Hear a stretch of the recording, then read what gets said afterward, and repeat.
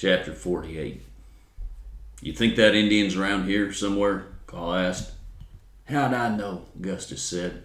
He didn't inform me of his business. He just said he'd cut our balls off if we come north of the Canadian. I'd like to know why these cattle ran, Call said. It was a still night and we had 'em bedded down. Cattle don't just run in the rain, Augustus said. They can run on still nights too. I don't like it that Dietz lost the man's tracks, Call said. A man that Dietz can't track is a slippery man.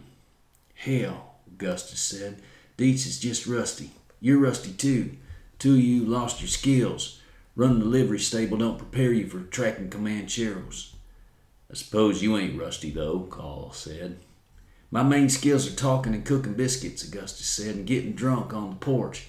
I've probably slipped a little on the biscuits in the last few days, and I've lost the porch, but I can still talk with the best of them. Or the worst, Call said. They were standing by the wagon, hoping the new cook would come in time to cook breakfast. P.I. loped up and unfolded himself in the direction of the ground. You getting off the horse reminds me of an old crane landing in a mud puddle, Augustus said. Pete ignored the remark. It was necessary to ignore most of those Gus made, or else you got bogged down in useless conversation. Well, Newt's alive, he said. He got throwed off is all. Why didn't you bring him? Call asked, relieved. We met the cook and he wanted company, Pete said. The cook claims he don't ride on animals, so they's walking. There they come now. Sure enough, they could see the boy and the old man a couple 100 yards away. They were moving in the general direction of the camp, but not rapidly. If the cook's as slow as Newt, they won't be here till next week, Gus said. What are they doing? Call asked. They're certainly doing something. Instead of simply coming to the camp, they were walking around in circles as if looking for lost objects. Cook's got a donkey, only he don't like to ride it, P.I. remarked. He said it ain't civilized to ride animals. Why, the man's a philosopher, Augustus said. That's right, I just hired him to talk to you, Call said. It would free the rest of us so maybe we could work. A few minutes later, Newt and Po Campo walked up to the wagon, trailed at a good distance by the donkey. It turned out they had been gathering birds' eggs. They were carrying them in the old man's serape, which they had stretched between them like a hammock. Buenos dios, Po Campo said to the group at large. If that donkey ever gets here, we'll have breakfast. Why can't we have it now? Augustus asked. You're here and I see you brought the eggs. Yes, but I need my skillet, Po Campo said. I'm glad I spotted those plovers. It's not every day I find this many plovers' eggs. It's not every day I eat them, Augustus said. What'd you say your name was? Po Campo, the old man said. I like this boy here. He helped me gather these eggs, although he's bunged up from getting throwed. Well, I'm Augustus McMurtry, Augustus said. You'll have to do the best you can, this rough old crew. Po Campo whistled at his donkey. Plover's eggs are better than quail's eggs, he said. More taste, although quail's eggs aren't bad if you boil them and let cool. He went around the camp shaking hands with each man in turn. By the time he had finished meeting the crew, the donkey had arrived, and in a remarkably short time Po Campo had unpacked a huge skillet, made himself a little grill with a couple of branding irons laid across 2 chunks of firewood. He had scrambled up 60 or 70 plover's eggs. He sprinkled in a few spices from his pack and cooked the eggs until they could be cut in slices like egg pie. After sampling his own wares and grunting cryptically, he gave each man a slice. Some, like Jasper, were reluctant to sample such exotic fare, but once they had eaten a bite or two, their reluctance disappeared. Darn, this is the best bird egg pie I ever tasted, Jasper admitted. It's better than hen's eggs. Don't you even know an omelet when you see one, Jasper? Augustus said. He was miffed to see the new cook become a hero in 5 minutes, whereas he had cooked excellent biscuits for years and drawn little praise. It's a plain omelet made from plover's eggs, he added, for emphasis. I could have scrambled one up if I'd known you boys had a taste for such things. Tonight I intend to fry grasshoppers, Po Campo remarked. He was watching the 2 blue pigs. They, in turn, were watching him. They had come out from under the wagon in order to eat the eggshells. If you're thinking of them pigs, don't bother, Augustus said. If they want grasshoppers, let them catch their own. They're quick as rabbits. No, I'm going to fry some for Newt, Po Campo said. He claims he has never eaten a good fried grasshopper, dripped in molasses. It makes good dessert if you fry them crisp. The crew burst out laughing at the thought of eating grasshoppers. Po Campo chuckled too. He had already dismantled his little grill and was scouring the frying pan with a handful of weeds. Call felt relieved. It was easy to see Po Campo had a way with men. Everyone looked happy except Gus, who was in a sulk because he'd been outcooked. Gus always liked to be the best at whatever he was to do. "I like that bird's egg pie, but I draw the line at eating insects," Jasper said. "Wished I'd had some sweet potatoes," Augustus said. "I'd show you girls how to make a pie." "I hear you cook good biscuits," Campo said, smiling at him. "That's right," Augustus said. "There's an art to biscuit making, and I learnt it."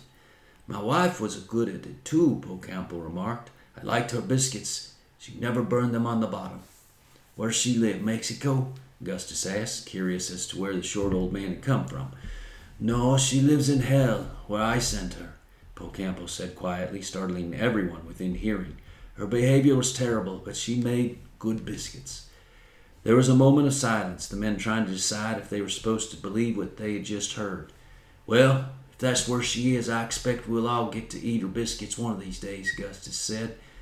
Even he was a little startled. He had known men who killed their wives, but none so cool about admitting it as Campo. "That's why I hope I go to heaven," Campo said. "I don't want nothing more to do with that woman."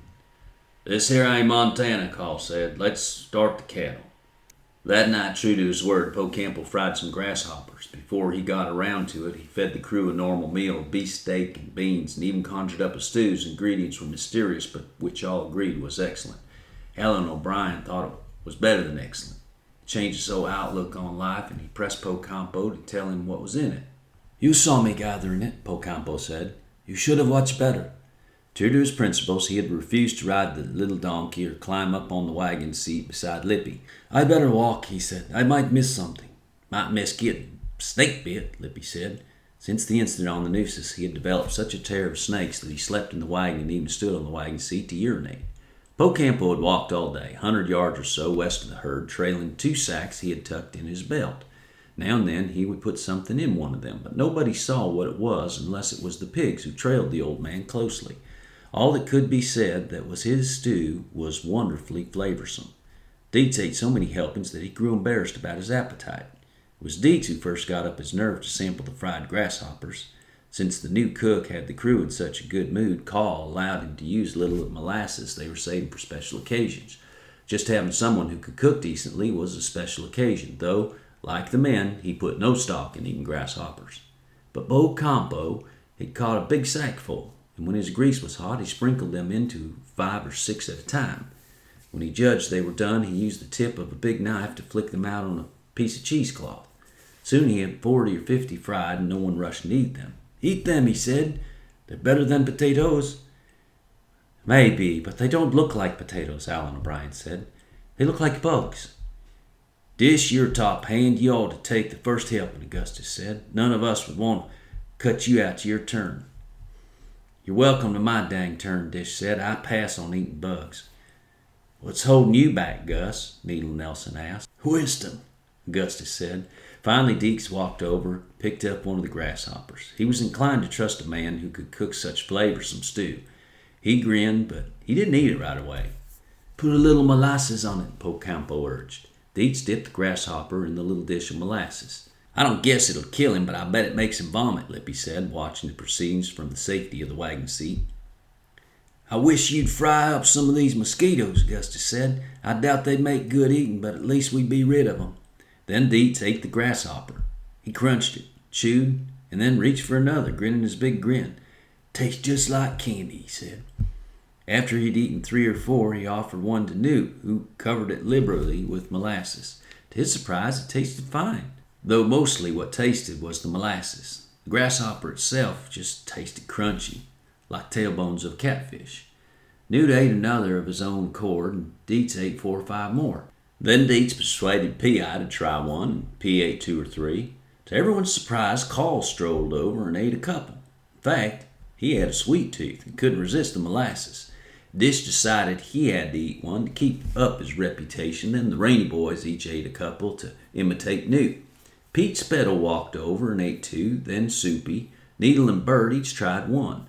The remaining grasshoppers went quick, and before Jasper could make up his mind to try one, they were all gone. "Darn you all, bunch of greedy pigs," he said, wishing someone had thought to save him at least one. "Now I've seen everything," Augustus said. "Cowboys eating bugs." His pride had not allowed him to sample. It would only mean another triumph for Campo. Did I tell you worms make good butter? Po Campo said. Anybody who tries to butter my biscuit with a worm had better have a long stride, Soupy Jones remarked. This outfit is getting crazier all the time. While the crew was standing around discussing the merits of grasshoppers, they heard a galloping horse approach. I hope it's the mail, Augustus said. It's Mr. Jake, Deet said, long before the horse came in sight. Jake Spoon rode right up to the campfire and jumped off his horse, which was lathered with sweat. He looked around wildly, as if expecting to see someone. Ain't Laura here, he asked. No, Augustus said, feeling sick suddenly. The night stampede had caused him to forget Lorena completely. He'd even forgotten that Jake had been out of pocket. He had drowsed all day, relieved that Newt was safe, and supposing that Laurie had been fine or Newt wouldn't have left her. Gus, you'd better not be hiding her, Jake said in a shaky voice. He had whiskey on his breath. We're not hiding her, Call said quietly. She ain't been here. Newt was about to go on night guard. He was just repairing a cinch that he had begun to fray. At the sight of Jake, he felt a deep apprehension. All day he had believed that he had gotten away with his stupidity in leaving his horse. Now a new and worse fear struck him. Something had happened to the woman he had been sent guard to. Well, by God, she's gone, and I'd like to know where she went, Jake said. Maybe she moved camp, Augustus said, not wanting to face what he knew. Or maybe you missed it. You look like you had a few. I've had a whole bottle, Jake said, but I ain't drunk, and even if I was, I could find my own darn camp. Anyway, the camping stuff is there. It's just Laurie and the 2 horses that are gone. Call sighed. What about the tracks, he asked. I didn't look for no tracks, he said. I figured she'd come over here and married Gus. They're such sweethearts, they have to have breakfast together every morning. Anyhow, where else would she go? She ain't got a map. Jake looked tired and shaky. He also looked worried. Where in tarnation could she go, he asked, the crowd at large. I guess I can find her tomorrow. She can't be far off. Augustus' saddle lay a few feet away. He'd been meaning to spread a tarp by it and use the saddle for a pillow. Instead, he picked it up, went over, untied his rope, and without another word, he headed for the remuda. Where's he going? Jake asked. I can't figure him out. The sight of Jake, half drunk and useless, filled Call with disgust. Incompetence invariably made trouble for people other than themselves. Jake had refused to take part in the work, had brought his whore along, and then let her get stolen. She was right there last night, Newt said, very worried. Mr. Gus sent me to watch. I watched till the cattle got to running. Augustus came back leading a big sorrel he called Jerry. The horse had an erratic disposition, but was noted for his speed and wind. You ought to wait and look at the tracks, Call said. You don't know what happened. She could have ridden into town. Jake might have missed her. Nope. Blue Duck stole her, Augustus said. It's my fault for not shooting the son of a bitch while he was drinking. I don't know who he was at the time, but I should have shot him on suspicion, and then I plumb forgot about it all day. I'm getting too foolish to live. Blue Duck was here? Jake said, looking sick. Yep, Augustus said, saddling the sorrel. I didn't worry much because Deet tracked him way south, but I guess he fooled us both. Why, there was talk of him over at Fort Worth, Jake said. He runs a big gang of murderers. They lay by the trails and murder travelers for whatever they've got on them. Why didn't you just bring her to camp if you knew he was around? I should have for sure, Augustus said, but she didn't want to come. She had faith in you for some reason. Well, this is aggravating, Jake said. She wouldn't come to town either. She would have been safe in town, but she wouldn't come. What's your plan, Gus? He asked when he saw that Augustus was almost ready to leave. My plan is to go get Laurie back, Augustus said. I hope you catch the man before he gets home, Call said. Otherwise, you'll be up against a gang. Augustus shrugged. It's just one gang, he said. I'm going with you, Dishboggett said, surprising everyone. I didn't ask for volunteers, and I don't want any, Augustus said. It's none of your say anyway, you pup, Jake said hotly. I ain't no pup, and you're a gambling lowlife who let her get stolen, Dish said coolly. He and Jake faced off, both tense as wires, but Augustus mounted and rode his horse in between them. Now, girls, he said, let's not get to gunfighting. I'm going, you two are staying here. It's a free country, Dish said, looking up at Augustus angrily. Not for you, it ain't, Augustus said. You got to stay here and keep this cow herd pointed for the North Star. That's right, Call said quickly. Losing Gus was all right. He seldom worked anyway, but Dish was their best hand. He'd already turned 2 stampedes, something no one else in the outfit had the skill to manage. Dish didn't like it, but faced with the captain's orders, there was not much he could do about it. The thought of Lorena in the hands of an outlaw made him feel sick, and his rage at Jake Spoon for exposing her to such danger was terrible. He turned and walked away. "Are you leaving tonight?" Jake asked. "My horse is rode down." "You ain't leaving at all, Jake," Augustus said. "At least not with me. I'm likely to have to travel hard, and I won't have any time for conversation." Jake flared up again. "By God, I'll go if I please," he said. "She's my woman." Augustus ignored him. "I hate to leave just when you're breaking in a new cook," he said. "But I guess by the time I get back, you'll all be nibbling on spiders and centipedes." Dietz come along, looking worried. "You best watch close," he said. "He gave me the slip. Might give you the slip." "Oh, you probably had your mind on grasshoppers or something, Dietz," Augustus said. "You got enough shells?" Carl asked. "I don't know. I ain't counted the gang yet," Augustus said. "If I run out, I can always throw rocks at them." With that and a nod, he rode off. Carl felt a little confused. Though the woman was no responsibility of his, he felt like he should be going too. Here he was, stuck with a bunch of cattle while Gus was riding off to do the work they ought to have done a long time ago. Didn't feel right. Meanwhile, Jake was working himself up into a fury over Gus's behavior. "I should have shot him," he said. "By God, what does he mean leaving me? I brought the woman. I guess I've got a right to go fetch her back." "You should have stuck closer," Carl remarked. "I meant to," Jake said guiltily. "I only meant to stay in Austin one night. But then I got some good hands, and I thought I'd make it too. She could have come with me, but she wouldn't. Loan me a horse, why don't you? I don't want Gus to get too much of a start." "He said he didn't want you," Carl said. "You know him. If he don't want you, he won't take you." "He wouldn't let us alone," Jake said, as if talking to himself. "He was always coming for breakfast." Then his eyes fell on Newt, who was feeling guilty enough. "You was sent to watch her," Jake said. "I'd say you did a hell of a poor job." Newt didn't reply. It was true. He had, and it made him feel worse that Jake was the one to say it. He mounted his night horse and rode quickly out of camp. He knew he was going to cry, and he didn't want any of the boys to see him. Soon, he did cry. So much that the tears dripped off his face and wet the cantle of his saddle. Back in camp, Jake was still stomping around in a fury. "That boy ain't worth his wages," he said. "I should have given him a lick or two." Carl didn't like his tone. "You sit down," he said. "He don't need a lick. He came back to help with the stampede, which is what he was supposed to do. Probably Blue Duck started the cattle running some way and then went and got the woman. It ain't the boy's fault." Then Jake spotted Campo, who was sitting propped up against a wagon wheel, a serape wrapped around him. "Who's this, another bandit?" Jake asked. "No, just a cook," Campo said. "Well, you look like a bandit to me," Jake said.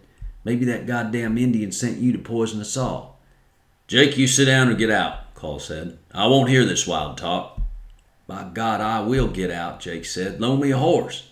"No, sir," Carl said. "We need all we got. You can buy one in Austin." Jake looked like he might collapse from nervousness and anger. All the boys who weren't on night guard watched him silently. The men's disrespect showed in their faces, but Jake was too disturbed to notice. "By God, you and Gus are fine ones," Jake said. "I never thought to be treated this way." He climbed on his tired horse and rode out of camp, mumbling to himself. "Jake must have got his nerves stretched," P.I. said mildly. "He won't get far on that horse," Dietz said. "He don't need to get far," Carl said. "I imagine he'll just sleep off the whiskey and be back in the morning." "You don't want me to go with Mr. Gus?" Dietz asked. It was clear he was worried. Carl considered it. Dietz was a fine tracker, not to mention a cool hand. He could be of some help to Gus, but the girl was none of his affair, and they needed Dietz's scouting skills. Water might get scarcer and harder to find once they struck the plains. "We don't want to lose Mr. Gus," Dietz said. "Why, I doubt anything would happen to Gus," P.I. said, surprised that anyone would think something might. Gus had always been there, the loudest person around. P.I. tried to imagine what might happen to him, but came up with nothing. His brain made no picture of Gus in trouble. Carl agreed with him. Augustus had always proved to be a good deal more capable than most outlaws, even famous ones. "No, you stay with us, Dietz," Carl said. "Gus likes the notion of whipping out a whole gang of outlaws all by himself." Dietz let be, but he didn't feel easy. The fact that he had lost the track worried him. It meant the Indian was better than him. He might be better than Mr. Gus, too.